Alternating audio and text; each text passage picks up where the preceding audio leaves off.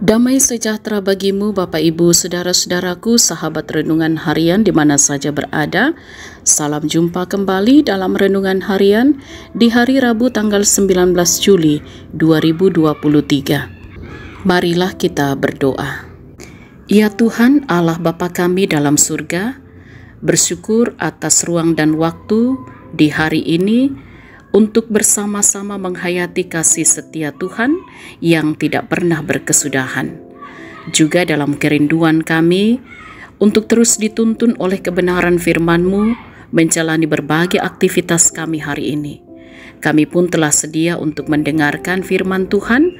Mohon Roh Kudus menolong kami untuk dapat memahami dengan benar dan kami hidup menjadi pelaku-pelaku firman. Ampuni dosa kami, dalam nama Tuhan Yesus kami berdoa. Amin.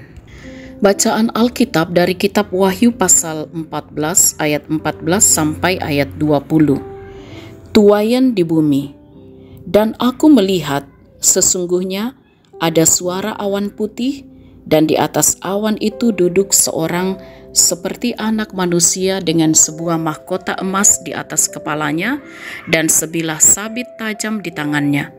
Maka keluarlah seorang malaikat lain dari bait suci, dan ia berseru dengan suara nyaring kepada dia yang duduk di atas awan itu, "Ayunkanlah sabitmu itu dan tuailah, karena sudah tiba saatnya untuk menuai, sebab tuaian di bumi sudah masak." Dan ia yang duduk di atas awan itu mengayunkan sabitnya ke atas bumi, dan bumi pun dituailah. Dan seorang malaikat lain keluar dari bait suci yang di sorga, juga padanya ada sebilah sabit tajam, dan seorang malaikat lain datang dari mesbah. Ia berkuasa atas api, dan ia berseru dengan suara nyaring kepada malaikat yang memegang sabit tajam itu, katanya, "Ayunkanlah sabitmu yang tajam itu, dan potonglah buah-buah pohon anggur di bumi, karena buahnya sudah masak." Lalu malaikat itu mengayunkan sabitnya ke atas bumi, dan memotong buah pohon anggur di bumi, dan melemparkannya ke dalam kilangan besar, yaitu murka Allah. Dan buah-buah anggur itu dikilang di luar kota, dan dari kilangan itu mengalir darah, tingginya sampai ke kekang kuda dan jauhnya 200 mil. Amin. Tema renungan kita ialah tuaian sudah masak, mata sakmo, peparianmo. Saudara-saudara yang dikasihi oleh Tuhan, seorang petani pastilah sangat berharap bahwa hasil jeripayahnya akan memberikan buah-buah yang baik.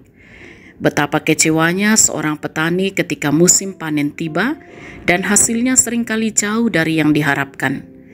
Saudara-saudara, pembacaan kita hari ini berbicara tentang hari penghakiman yang diperlihatkan kepada Yohanes dengan mengambil konteks pertanian atau agraris, yakni ketika sudah tiba waktunya untuk panen, maka petani akan menuai hasil tanamannya. Perikop ini dapat dibagi dua bagian, yaitu ayat 14-16 dan ayat 17-20. Pada bagian pertama dalam ayat 14-16 memperlihatkan tentang penghakiman atau tuaian yang dilakukan untuk orang-orang yang telah ditebus oleh darah anak manusia atau orang yang percaya dengan sungguh-sungguh. Sementara itu pada bagian kedua ayat 17-20 berbicara tentang penghakiman atau tuaian bagi orang-orang yang tidak setia kepada Yesus atau tidak menerima Yesus. Mereka digambarkan sebagai buah pohon anggur yang kemudian dilemparkan ke dalam kilangan yang besar, yaitu murka Allah, ayat 19. Kebiasaan orang Yahudi, buah anggur ditaruh dalam suatu bak dan diinjak-injak dengan kaki untuk mengeluarkan sari anggurnya. Tindakan menginjak-injak anggur itu dipakai dalam perjanjian lama untuk menggambarkan jatuhnya murka ilahi atas orang-orang berdosa. Kalau kita bandingkan dalam Yesaya 63 ayat 3 dan Yoel 3 ayat 13. Saudara-saudara yang diberkati oleh Tuhan, wahyu kepada Yohanes ini sengaja disampaikan dengan tujuan untuk meyakinkan orang Kristen pada waktu itu dan juga kepada kita sekarang ini bahwa hari penghakiman itu pasti akan terjadi.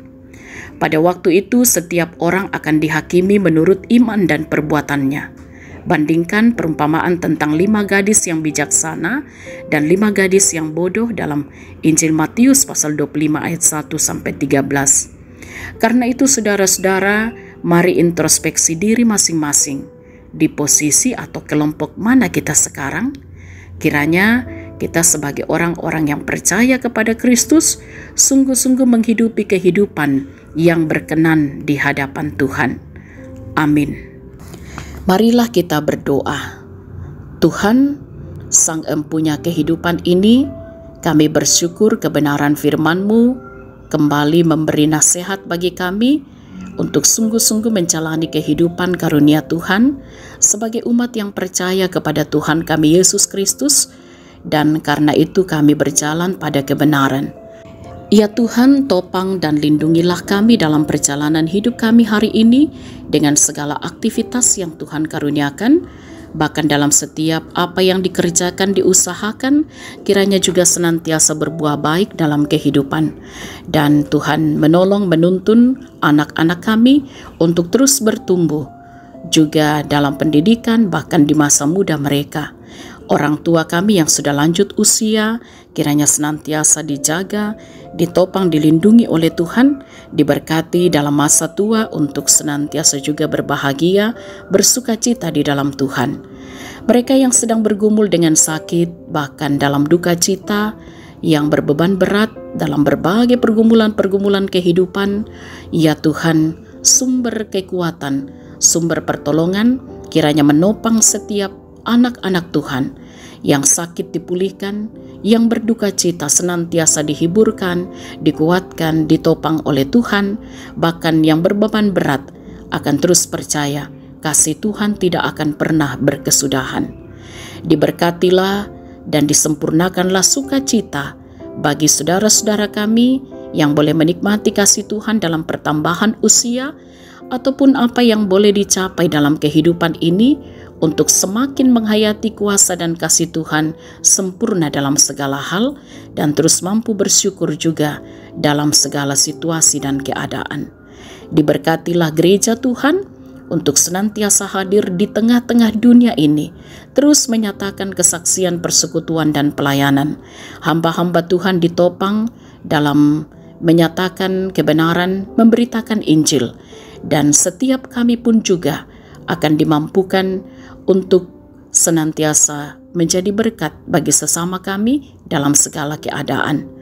Pemerintah kami mohon Tuhan menopang sehingga mereka juga dimampukan untuk terus memimpin bangsa ini dengan benar dan adil, dan bersama-sama di tengah bangsa ini kami menikmati kasih dan kemurahan Tuhan.